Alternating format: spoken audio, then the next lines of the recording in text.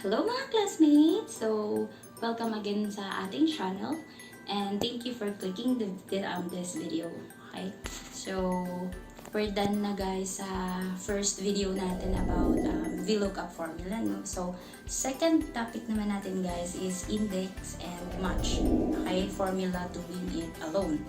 Okay? So, kasi guys, bago nga natin gamitin yung tinatawag nating index formula, so kailangan nga natin malaman guys, no, kung paano ba gagamitin yung index and paano ba gagamitin yung match formula bago natin ipag-combine. Okay, so if you're ready guys, no, umpisahan na natin. Tara! Hi guys, welcome to my screen. Okay, this video is all about index and match formula. So, these two argument guys, pwede nating combine, no? So, tinatawag itong index match formula. Pero guys, bago nating i-combine itong dalawa, no? So, kailangan muna nating malaman ano bang pagkakaiba netong dalawang formula na ito. Okay? So, we have here the data. Okay? We have the supplier, the product, the revenue, and then the profit.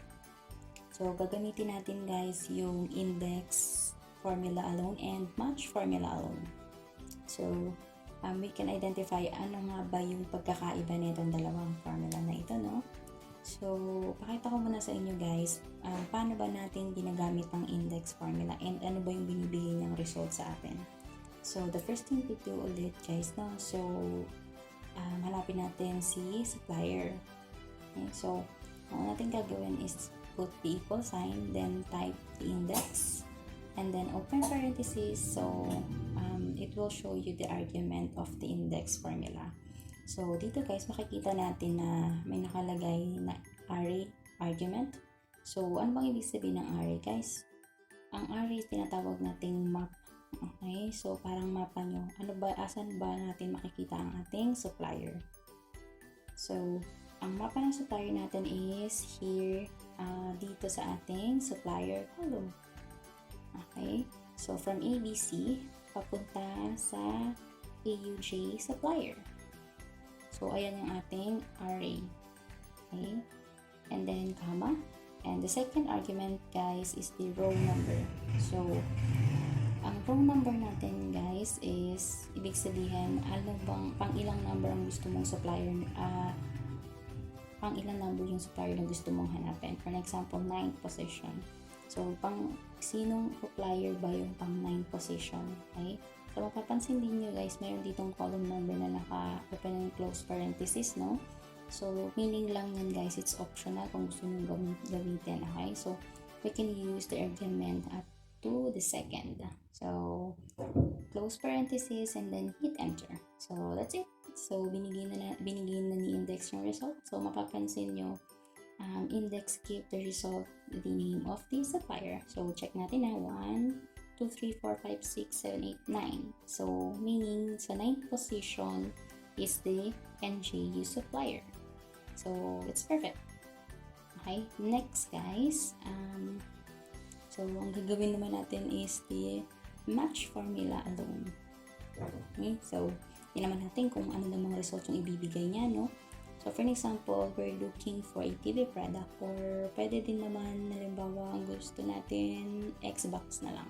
Okay, so, here guys, so, under match formula naman guys, tingnan natin, no, kung anong lalabas na sagot na bibigay sa atin. So, type match, then open parenthesis, and then, there you go. So, we have the argument na. So, first argument, basahin natin. Ang sabi sa atin is meron tayong lookup value. Ano ibig sabihin guys ng lookup value, no? So, ibig sabihin nito, ano ba yung gusto nating hanapin? So, dito sa example guys, ang hinahanap natin is si Xbox product. So, click J45, okay, so comma. And then, second argument says lookup array. So, ano nga ba yung array guys? Ibig sabihin ng ating mapa. Tama. So, asan ba yung mapa ng ating product? So, hanapin natin ang ating column product. So, from computer up to the camera product. So, ayan yung ating mapa. Okay? Kumbaga, kung saan natin makita yung hinahanap natin. Okay?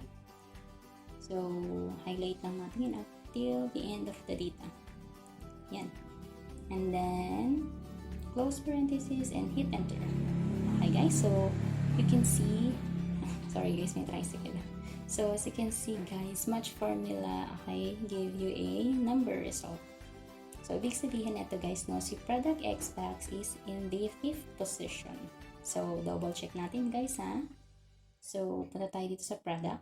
So, 1, 5, 1, 2, 3, 4, and 5. So, perfect. Okay? So, ang binigay sa atin ni Match is 5th position daw sa Xbox. So, in summarization guys, no, sa index, binibigyan niya tayo ng result ng pangalan ng ating supplier. Okay? While the match formula naman give you the position ng ating product na hinahanap. Okay? So, yun yung pagkakaiba ng dalawa guys, no? So, pwede natin yan pag-combine, no? Okay? Since alam na natin ngayon yung pagkakaiba ng result na binibigay sa atin ng index and match argument. Okay guys, so I'll be creating new video guys for the index match formula. Okay? If you want guys to get notified for the new videos uploaded, just hit the subscribe button and a thumbs up guys, no? Then, para ma-notify kayo guys agad pag na-upload ko na yung video. And I hope guys na marami kayong natutunan for this video and naintindihan nyo kung paano basahin.